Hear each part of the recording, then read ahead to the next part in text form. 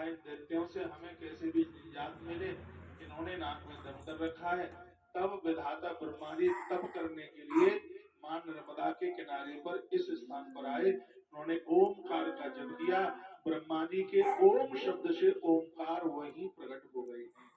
कहते हैं नर्मदा पुराण में वर्णन है, जिस समय सृष्टि का प्रलय होता है तो सब कुछ समाप्त हो जाता है, नर्मदा मैया बसती है, सगरे देवता ओंकारेश्वर भगवान में आके विलीन हो जाते हैं। जब देवता प्रकट होते हैं तो ओंकारेश्वर से ही प्रकट होते हैं। कहते हैं जो ओंकारेश्वर का दर्शन करता है उसको प्रत्येक दिन ओंकार जप करने का पुण्य प्राप्त होता है।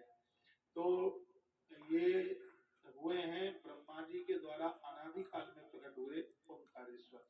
आज भी नीचे से नर्मदा मैया, वहां कोई पाइप की लाइन नहीं है, रोजाना माता नर्मदा उनके चरण छूती है, चरण स्पर्श करती है, उनको स्नान कराती है। माँ नर्मदा ओमकारेश्वर भगवान के लिए नीचे से जल ले जाने की जरूरत नहीं होती। आज के कलिकाल में भी देखो कितना बड़ा प्रभाव चमत्कार है। स्वयं मैया नर्मदी प्रथम अभिषेक भगवान ओमकारेश्वर का आज की डेट में, आज की तारीख में भी करती है। ये ममलेश्वर का दर्शन पूरा तब तक नहीं होता जब तक ओमकारेश्वर का दर्शन न कर लिया जाए। मां नर्मदा परिक्रमा भी तब तक पूरी नहीं होती जब तक ओमकारेश्वर महादेव का दर्शन न कर लिया जाए। इसके यात्रा के आरंभ में भी और इसके समापन में भी ओमकारेश्वर भगवान का दर्शन किया जाता है। कमलेश्वर भगवान मिट्टी के शिवलिंग से प्रकट हुए और उधर ओमकारेश्वर ओम के उच्चारण से प्रकट हुए। ये कैसे प्रकट हुए? एक राजा हुआ मानधाता, बड़ा अद्भुत राजा हुआ था। इस स्त्री में ताकत नहीं थी इनको जन्म देने के लिए। इनके पिताजी यवनाश बिना संतान वाले थे।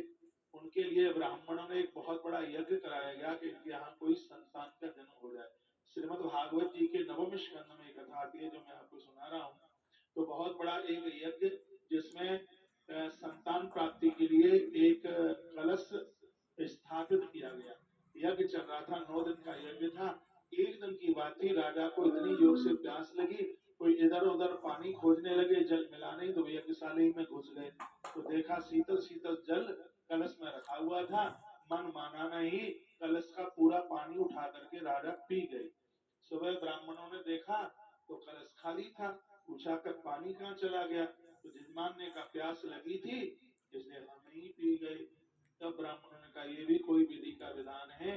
अब राजा ये संतान तो अब तुम्हारे ही पेट से पैदा होगी, तो अब मंत्र तो कभी खाली जाता नहीं है।